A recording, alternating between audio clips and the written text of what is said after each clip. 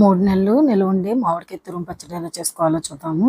ఇక్కడ నేను పెద్దది మామిడికాయ ఒకటి తీసుకొని శుభ్రంగా కడిగి పొడిగుడ్డతో తుడిచి ఆరిపోయాక ఇలా తురుముతోటి ఇలాగ మామిడికాయనంతా తురుముకొని దీనిలోకి 3 టేబుల్ స్పూన్ల సాల్టు, పావు టేబుల్ స్పూన్ వాటికి పసుపు, 3 టేబుల్ స్పూన్ల వాటికి కారాన్ని వేసుకొని బాగా కలుపుకోవాలి ఒకసారి.